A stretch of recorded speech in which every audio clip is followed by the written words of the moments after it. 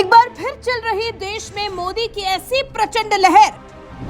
मोदी तो मोदी, विरोधी भी बोले अब की बार 400 पार। खड़गे के बाद अब्दुल्ला ने भी माना मोदी का भौकाल। चुनाव से पहले ही बोले अब की बार एनडीए 400 पार। अब तो पहले 330, 334 की, अपने तो 400 पार हो रहा है। मेरा दावा है, अरे 400, अरे तुम चुन के आओ सर, मेरा दावा है, ये लोग ठहर के चुन के आने दो सब। साल 2014 का लोकसभा चुनाव हुआ, बीजेपी गठबंधन 300 पार चली गई। साल 2019 का लोकसभा चुनाव हुआ, बीजेपी गठबंधन 350 पार चला गया। और अब साल 2024 का लोकसभा चुनाव होने जा रहा है। इस बार तो बीजेपी गठबंधन सीधे 400 पार जाता हुआ दिखाई दे रहा है। अनुच्छेद 370, यूसीसी, सरकारी योजनाओं के साथ ही राम मंदिर निर्माण के बाद से जिस तरह का माहौल देश में बन रहा है, उसे देखकर लग रहा है कि इस बार बीजेपी को 400 पार सीटें हासिल करने से कोई नहीं रोक सकता। इसलिए देश के प्रधानमंत्री नरेंद्र मोदी जहां डंके के चोट पर हुंकार भर रहे हैं कि अब की बार 400 पार, तो वहीं उनके विरोधियों ने भी लगता है ये बात मान ली है कि इस बार बीजेपी गठबंधन 400 पार सीटें हासिल करेगा। और लेकर आपका इतना बहुमत है, अब तो पहले 330, 334 की, अपने तो 400 पार हो रहा है।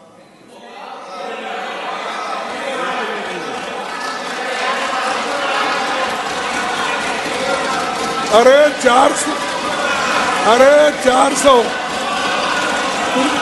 अरे तुम चुन के आओ सर, मेरा दावा है, ये लोग ठहर के चुन के आने दो सब। नहीं, ये लोग ठहर के चुन के आने दो। एक बात खुशी की रही, उन्होंने जो 400 सीट एनडीए के लिए आशीर्वाद दिया था,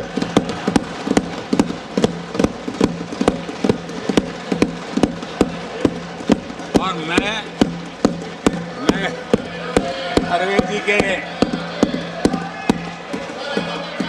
इन आशीर्वाद को, आपके आशीर्वाद मेरे सर आंखों पर, अब आपको आशीर्वाद वापिस लेना तो ले सकते हैं, क्योंकि एक खबर तो आ गए हैं। देश की सबसे पुरानी और सबसे बड़ी विपक्षी पार्टी कांग्रेस की कमान संभाल रहे मल्लिकार्जुन खड़गे ने भले ही न चाहते हुए भी बीजेपी को 400 पार सीटें हासिल करने का आशीर्वाद दे दिया हो, लेकिन मोदी तो ठहरे मोदी। खड़गे के बोल पर ही बोल गए और भरी संसद में कह दिया कि खड़गे जी का आशीर्वाद मेरे सिर आंखों पर। अब हमारी सरकार का तीसरा कार्यकाल भी बहुत दूर नहीं है। ज्यादा से ज्यादा 100-125 दिन बाकी है, और अब की बार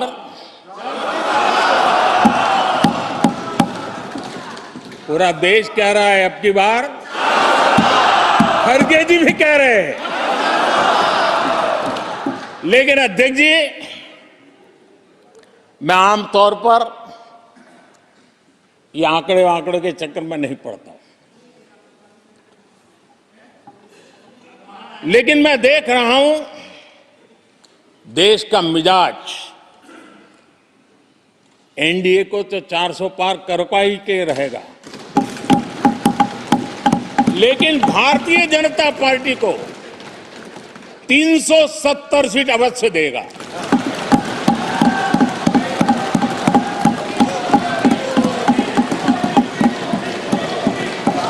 बीजेपी को 370 सीट और एनडीए को 400 पार। पीएम मोदी तो बीजेपी के ही नेता हैं, उन्हीं के नेतृत्व में एनडीए चुनाव लड़ने जा रहा है। इसलिए उनका ये कहना लाजमी है कि एनडीए इस बार 400 पार सीटें हासिल करेगा। यहां तक कि विपक्ष के नेता मल्लिकार्जुन खड़गे ने भी जब ये बात कही कि अब की बार एनडीए 400 पार, तो हो सकता है कि उनकी जुबान फिसल गई हो, जिस पर पीएम मोदी खेल गए। लेकिन बात जब एक और विपक्षी नेता और जम्मू कश्मीर के पूर्व मुख्यमंत्री उमर अब्दुल्ला की आती है, तो उन्होंने तो डंके की चोट पर कह दिया कि इस बार एनडीए 400 पार सीटें हासिल कर लेगी।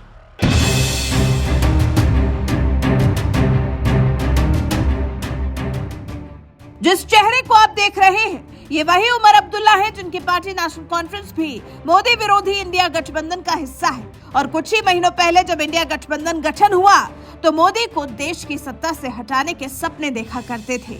लेकिन अब तो जैसे एकदम से हालात बदल गए, जज्बात बदल गए। यही उमर अब्दुल्ला खुद ये बात स्वीकार कर रहे हैं कि पीएम मोदी ने 400 पार सीटों का जो लक्ष्य रखा है वो संभव होता दिख रहा है। न्यूज 18 को दिए एक इंटरव्यू में उमर अब्दुल्ला से जब पूछा गया कि पीएम मोदी ने एनडीए के लिए 400 पार सीटों का जो लक्ष्य रखा है क्या वो हासिल किया जा सकता है, इस पर उमर अब्दुल्ला ने कहा कि हाँ बिल्कुल, पीएम मोदी द्वारा रखा गया 400 प्लस का लक्ष्य संभव लग रहा है क्योंकि विपक्ष बहुत कमजोर है। विपक्ष बीजेपी के खिलाफ एकजुट मोर्चा बनाने में नाकाम रहा है।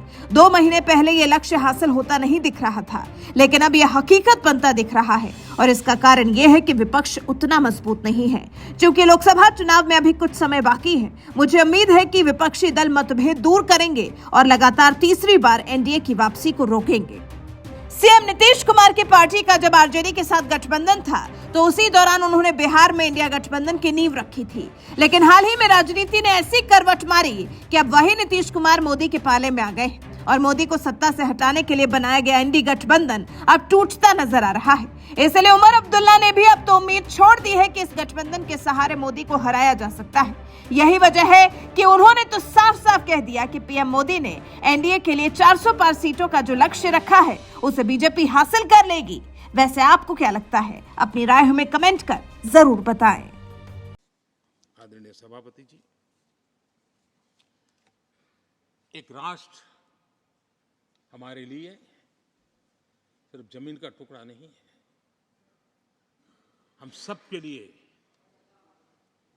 एक इकाई ऐसी है जो प्रेरणा देने वाली इकाई है।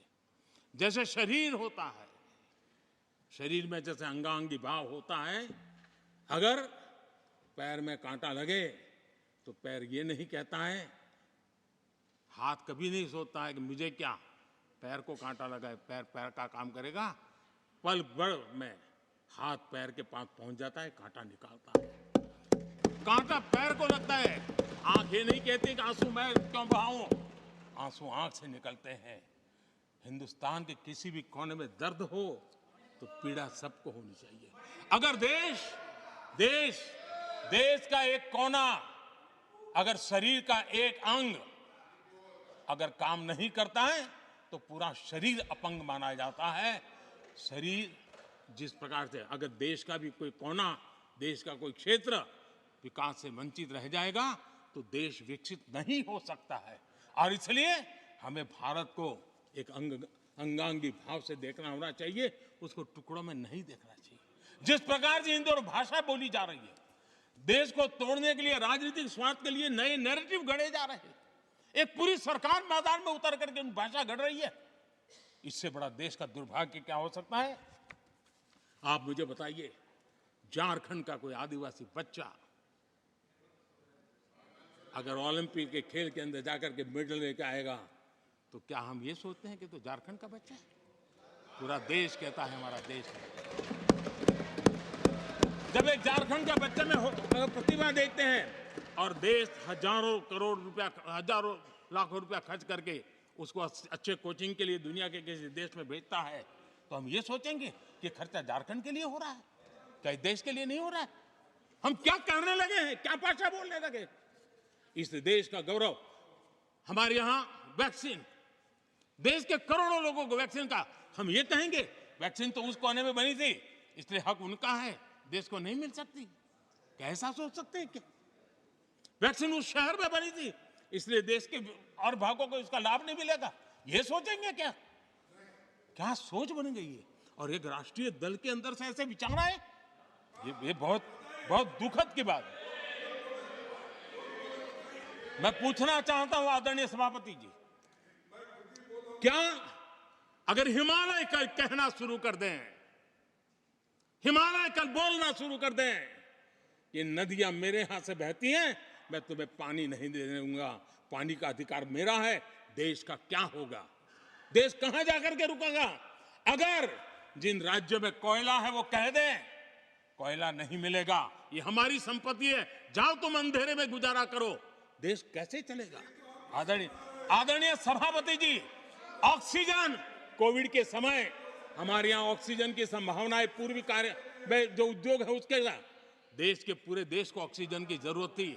अगर उस समय पूरब के लोग कह करके बैठ जाते ऑक्सीजन को हम नहीं दे सकते, हमारे लोगों की जरूरत है, देश को कुछ नहीं मिलेगा, क्या होता देश का? उन्होंने संकट झेल करके भी देश को ऑक्सीजन पहुंचाया। देश के अंदर ये भाव तोड़ने का क्या प्रयास हो रहा है? क्या इस प्रकार से देश को हमारा टैक्स, हमारे मनी किस भाषा में बोला जा रहा है? ये देश के भविष्य के लिए नया खतरा पैदा करने वाली बात है।